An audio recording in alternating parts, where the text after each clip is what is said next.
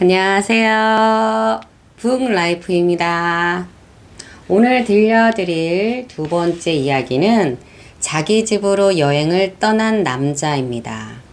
한 번은 해움의 부자 상인이 일주일 동안 폴란드의 수도 바르샤바를 여행하고 돌아왔습니다. 그는 자신이 경험한 아름다운 상점과 높은 건물과 볼거리들이 즐비한 경이로운 도시에 대해 만나는 사람마다 자랑을 늘어놓았습니다.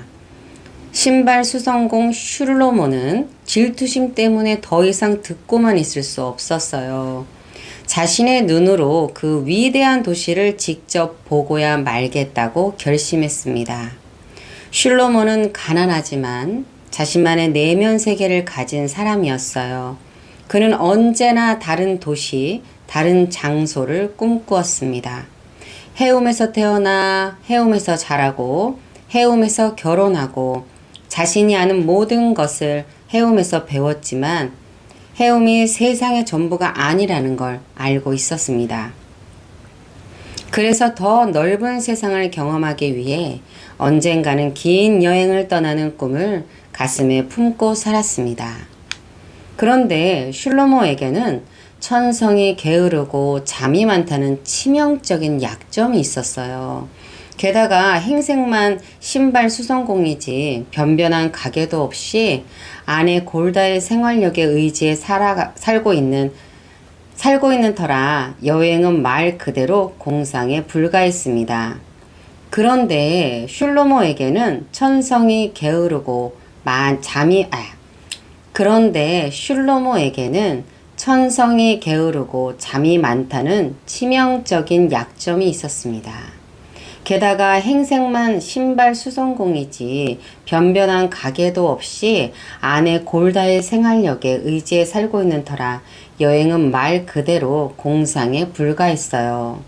하지만 부자 상인의 여행담을 지겹도록 듣고 난 후부터는 다른 어떤 것도 머리에 들어오지 않았습니다.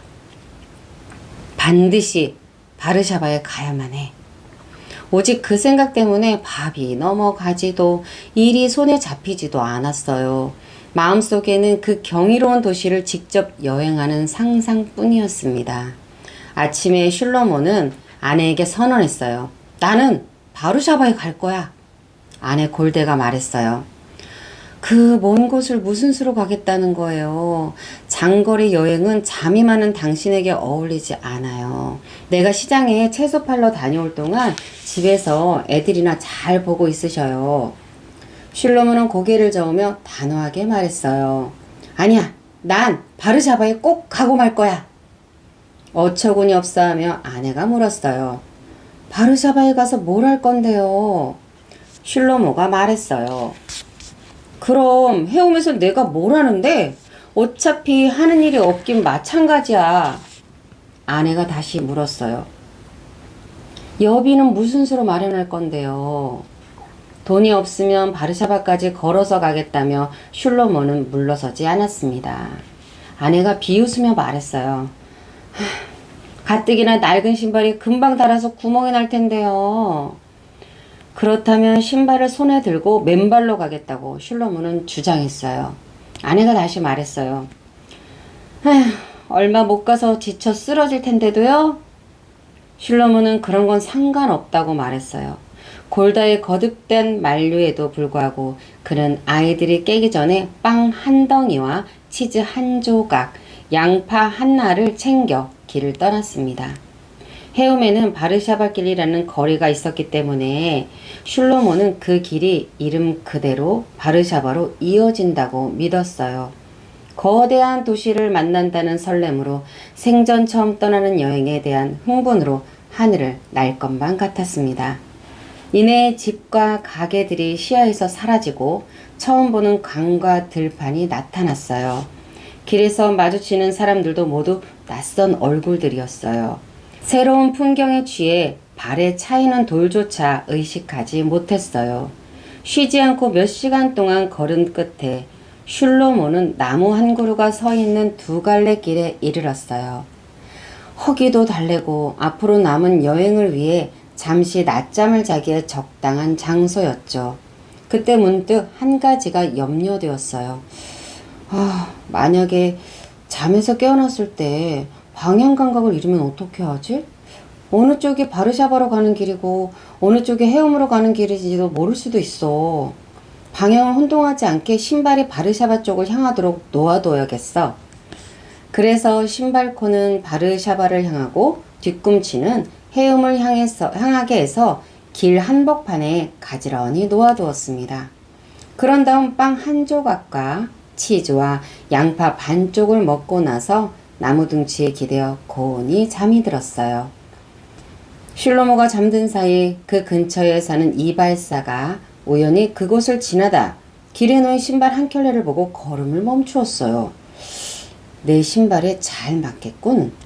그는 주위를 둘러본 후 신발을 주워들었어요. 그런데 생각보다 낡고 깔창에서 고약한 냄새가 풍겼어요. 이발사는 이마를 찌푸리며 세상에 누가 이런 누더기 신발을 신겠어? 하고 땅에 던져버렸어요. 바닥에 떨어지면서 공교롭게도 신발코가 헤엄을 향하게 되었어요. 잠에서 깬 슐로모는 자신의 신발이 그 자리에 그대로 놓여있는 것을 보고 내심 미소 지었어요. 난 정말 머리가 좋아. 바르샤바가 어느 방향인지 신발코가 분명하게 가리키고 있잖아. 신발끈을 졸라매며 그는 중얼거렸어요. 그리고 기분 좋게 신비의 도시를 향한 여행을 계속했습니다. 속도를 내어 걸어서 몇 시간 걷지 않았는데도 빵 굽는 냄새, 전 부치는 냄새, 수프 끓이는 냄새가 풍겨왔어요. 꿈의 도시가 가까워 오고 있음을 알 수 있었죠. 도시 외곽에 들어선 슐로모는 눈앞에 펼쳐진 풍경에 깜짝 놀랐어요. 그는 탄성을 지르며 말했습니다. 세상에 이럴 수가? 바르샤바는 내가 기대했던 모습이 전혀 아니야. 내가 사는 해운과 어쩌면 이렇게 똑같을 수 있지? 자신은 분명히 아침 일찍 해움을 떠났으며 바르샤바를 향해 하루 종일 걸었어요. 따라서 해움으로 되돌아왔을 리는 결코 없었죠. 이 말을 긁으며 곰곰이 생각한 끝에 슐로모는 답을 얻었어요. 사람 사는 곳은 어디나 다 똑같다. 라고 학교에서 배운 내용이 떠오른 거예요. 놀란 가슴을 진정시키며 조심스럽게 도시 안으로 걸어 들어간 슐로모는 실로 경이로운 광경과 맞닥뜨렸어요. 해움에 있는 것과 똑같이 빵가게가 나타나고 유리 너머로 한 남자가 손을 흔들며 인사를 하는 것이었어요. 안녕! 눈으로 보면서도 믿을 수가 없었어요. 슐로모는 고개를 흔들며 중얼거렸습니다. 바르샤바의 빵장수가 어떻게 해움의 빵장수와 똑같은 얼굴일 수가 있지? 유리 너머로 바깥을 내다보는 몸짓도 똑같아. 정말 사람 사는 곳은 어디나 같군. 모든 일이 전에도 똑같이 일어났었다는 이상한 느낌이 들었어요. 길가의 나무와 풀들도 놀라울 정도로 익숙했죠. 마치 여러 번 꾼 것 같은 꿈을 다시 꾸는 기분이었어요. 좀 더 걸어 들어가자 더 놀랍게도 공중 목욕탕이 나타났습니다. 세상에 해움의 공중 목욕탕을 그대로 옮겨놓은 듯 입구와 간판까지 똑같아. 더 많은 사람들을 지나치면서 놀라움은 커져만 갔습니다. 한 사람 한 사람 모두가 해움 사람들과 똑같이 닮았고 해움의 랍비와 똑같은 랍비가 있었죠.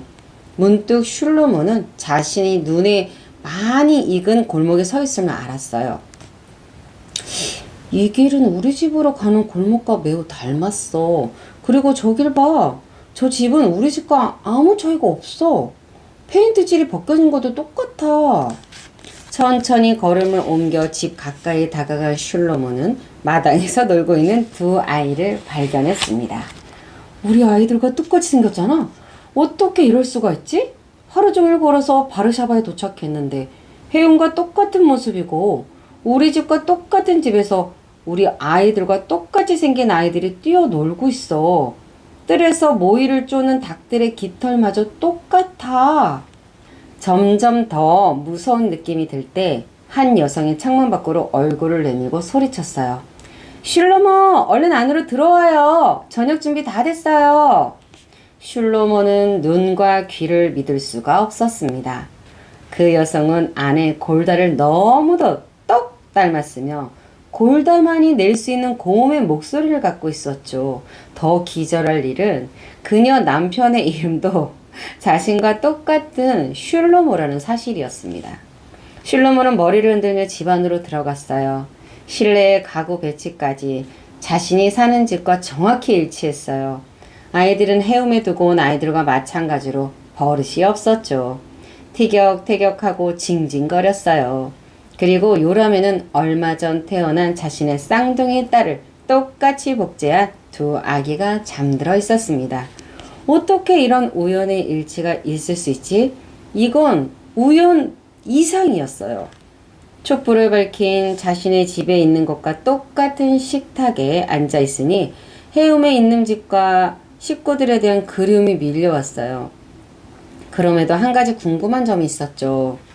바르샤바가 해움과 똑같은 모습이고 이 집과 아이들과 그 아이들의 엄마가 해움에 있는 자신의 집과 아이들과 아내를 정확히 닮았지만 이 집을 함께 소유하고 이 아이들의 아버지이며 사랑하는 아내 골다와 똑같이 생긴 여성과 결혼한 남자는 과연 누구일까? 이 집에 사는 슐로모라는 남자를 꼭 한번 만나보고 싶었습니다. 그 남자도 자신과 똑같이 생기고 똑같은 생각을 하는 남자인지 확인하고 싶었어요.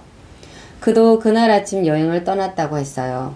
그래서 슐로모는 그가 나타날 때까지 그 집에서 지내며 기다리기로 마음먹었어요. 그러는 사이 그 집의 아이들이 그를 아빠라고 부르고 있었습니다. 아마도 그를 보니 그들의 아빠가 떠오른 모양이었습니다. 다른 사람들의 눈에 슐로모는 전과 마찬가지로 가난하고 잠이 많은 신발 수성공이었지만 그는 이제 완전히 다른 내면 세계를 가진 사람이었어요. 사람들이 그를 자신들이 아는 슐로모와 혼동할 때마다 그는 말하곤 했습니다. 나는 당신들이 아는 슐로모가 아닙니다. 그리고 여기는 내 집이 아닙니다. 나는 이곳이 아닌 다른 곳에서 왔습니다. 그곳에도 당신들과 똑같이 생긴 사람들이 똑같은 일을 하면서 살고 있습니다. 당신들은 그곳이 궁금하지 않습니까? 사람들은 일이 바빠서 한 귀로 듣고 다른 귀로 흘렸지만 슐로모는 사람 사는 곳은 어디나 같다라는 사실이 깊이 경험한 사람이었어요. 하지만 아내와 똑같이 생기고 이름도 골다인 여자가 차려주는 밥을 먹으며 이따금 공상이 밀려오는 것은 어쩔 수 없었습니다. 다른 슐로모는 지금 어디에 있을까? 그는 언제 이 집에 돌아올까? 그가 돌아와야만 사람들이 내 말을 믿을 텐데 왜 오지 않는 것일까? 내 진짜 아내 골다는 무엇을 하고 있을까? 나를 기다리고 있을까? 아니면 바르샤바에서 해움으로 여행을 떠난 또 다른 슐로모와 살고 있을까? 그런데 난 왜 그곳으로 돌아가지 않지?